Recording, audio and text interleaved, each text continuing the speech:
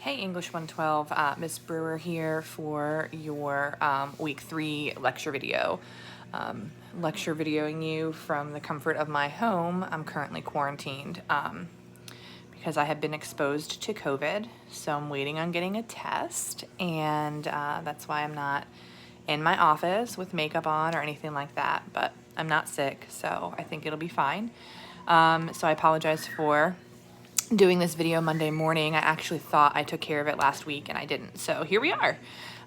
Okay, so last week, guys, you completed your journal, you completed your thesis and outline, so I'm going to try to look over those at some point today if I can.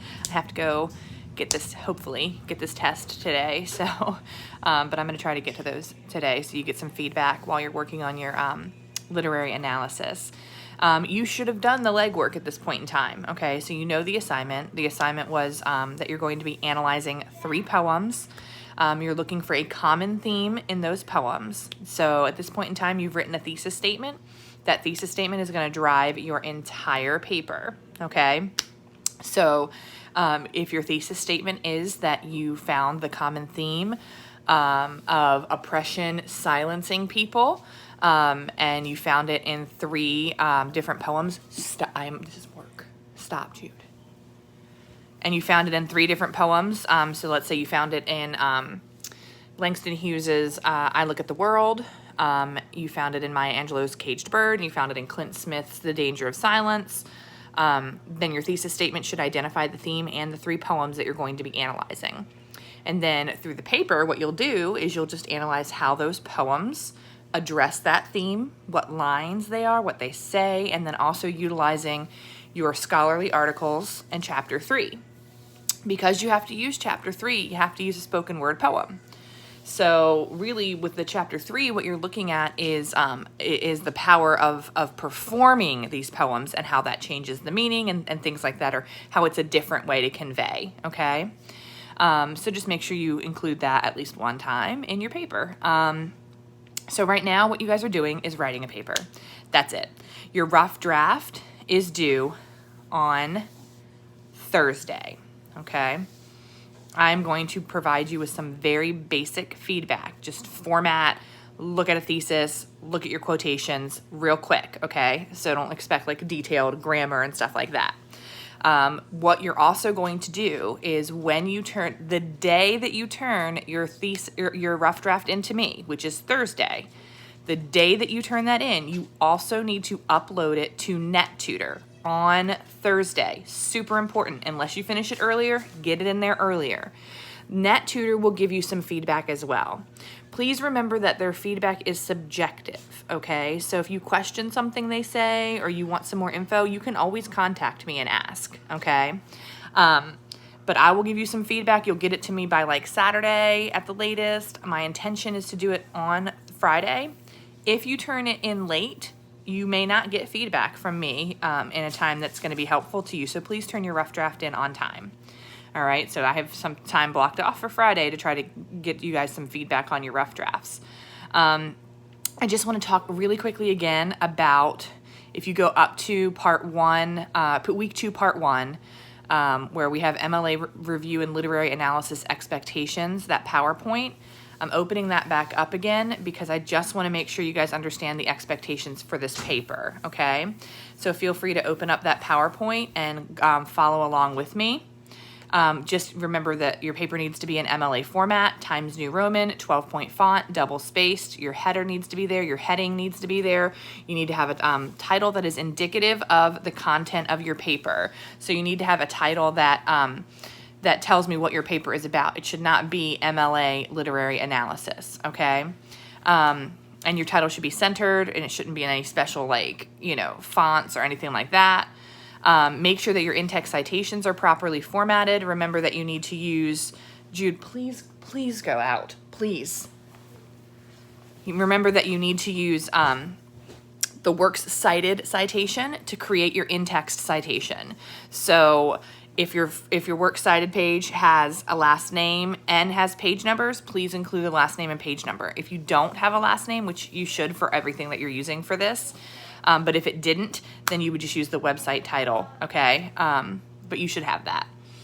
Make sure your works cited page is in alphabetical order. Make sure that it has hanging indentations. Make sure that the font stays in Times New Roman and that the font color does not change.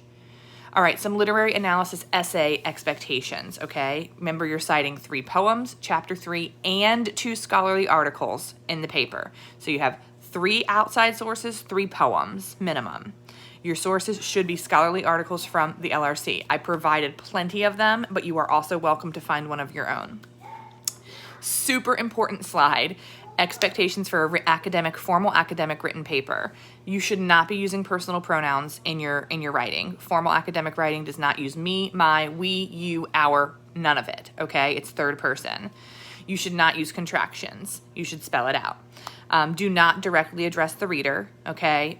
Make sure you're only presenting research. It's not about how I feel. It's not about how the poems made you feel, okay? Even though the purpose of poetry is to evoke emotion, what you're doing is analyzing how the author did that. So you're not saying, this poem made me feel this way. We don't write that way for formal academic papers. What we would say is, Angelo evokes the emotion of feeling trapped through the line 17 and then quote it, okay? So that's a different way to kind of write it. Please don't end your paper with in conclusion or in summary. It's just bad writing. Do not ask questions in the paper. We don't ask questions and then answer them. We don't leave a paper with unended, open questions, okay? Just don't ask questions in the paper.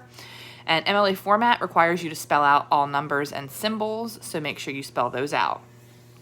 Some other expectations for your writing. Your introduction and your conclusion should be your words only. You should not have quotations or citations in your intro or your conclusion. All right, your introduction should have a little bit of background, and your thesis should be the last sentence to 2 sentences of the intro paragraph. When you're using quotes, your words should surround the quotes. Don't start a paragraph with a quote, because you should have a topic sentence. Don't end a paragraph with a quote, because you should have a transition sentence to the next topic. Don't have back-to-back quotes. You need to analyze each quote when you're putting them in, okay? Other really just kind of ticky-tacky but really important thing in writing, and this is a writing course, don't say things like, this quote shows, all right, or in the article, and then you write the whole title of the article out. This person said, and then you just say the quote. Just say the quote, okay? And then cite it. That's the purpose of the citation. You don't have to identify the article and all of that in the writing. You just put the citation in, okay? And then you make your argument and use that quote to back yourself up. So grading criteria, if you're not in MLA format, that's gonna hurt you. If your paper lacks citations or a works cited page, I will not read it. It will receive a failing grade, and I will move on to the next paper. So make sure that you have those. Even in your rough draft, if you turn in a rough draft to me with incorrect citations, I can help. An incorrect works cited page, I can help. If you turn in a rough draft with no citations or no works cited page, you will lose points on your rough draft. So make sure that you do have those things. It's better to have them wrong and get them fixed before the final draft gets turned in, okay? So I have some helpful websites in that PowerPoint as well. So just make sure that you kind of are utilizing this PowerPoint as a guide for how you're writing your paper. That's super important, okay? So you're gonna write your paper. You've already done the legwork, hopefully, with that thesis and that outline, all right? And when you say, where do I start? Well, you start with your thesis. Your thesis is the last 2 sentences of your introductory paragraph. And your introductory paragraph is not long, maybe 5 or 6 sentences, okay? Just a little bit of background information about the topic, okay? So you might identify the theme, talk about basically just a little bit of basic information that you don't have to cite, okay? And then your thesis statement, okay? And then, well, what do I do after I write that? Well, what is your Roman numeral 1? Write about that, okay? So don't stress out too much or feel like you shouldn't feel stuck, because that outline, the purpose of it is so that you don't feel stuck, okay? It's not a super long paper. I highly suggest you just block off a couple of hours, maybe 2 hours or so, maybe longer. I don't know. For me, it would be about an hour and a half, but I've written a lot of papers in my life. But what I do when I write a paper is I have everything in front of me. I have my outline. I have the articles that I'm going to be using that have already been, either I've taken the quotes out and have notes, or I've highlighted the articles if I printed them. I have the poems in front of me. Have everything in front of you. to sit down and write your paper, okay? So that's something to think about. And then just sit down and get it knocked out. The detailed literary analysis rubric just explains to you how, like, what is an A paper, what is a B paper, what is a C paper, okay? When you get your grade from me, you'll have 5 different sections, or 4 different sections. No, 5 different sections, and it's out of 20 each, okay? So it's like content, format, documentation, something to that effect, okay? So just be aware that you have those 5 sections. And I do provide you guys a student example for the literary analysis. Please look at this, all right? This is for the same kind of thing where they're looking at a theme and how a novel explores that theme. Okay, so you guys obviously are doing poetry, but in my regular, like, longer classes, we read a novel. And so you can see in this, what should the format look like? What should my citations look like? A good solid thesis, and how each paragraph kind of relates back to that thesis statement and proves it, all right? A works cited page. So do take the time to review that student example. That student got an A on that paper, all right? So all you are doing for the first part of the week is your rough draft, and your journal is gonna be your attendance assignment. And that journal, just get that turned in by Sunday, all right? So don't worry about doing it by Thursday. Actually, that's a lie. Do your midterm reflection by Thursday, because you have another assignment at the for the second part of the week, okay? I'm going to do a second video for part 2, because we're going to talk about APA format, and that's going to be another lecture video that I need to talk about the whole style and whatnot. So you can be on the lookout for that lecture video in the next day or so if you want to get ahead of the game. And you'll see kind of what we're doing. You're going to be choosing what you're going to be researching for the remainder of the year, the remainder of the summer, which is like 2 weeks, but what you're going to be researching for the rest of the class, okay? So it's Monday, you have a couple of days. Really, you could honestly knock out this paper in a day. So when you have the chance to sit down and write it, go ahead and just give yourself a couple of hours and knock that out. And the sooner you turn it into NetTutor, the more opportunity you have to either return it in if you want more feedback, okay, or do your revisions and things like that. So very important, you will be required to give me, to upload the feedback that NetTutor gives to you. It is for a grade. So make sure that you turn in your paper to NetTutor when you turn in your rough draft to me.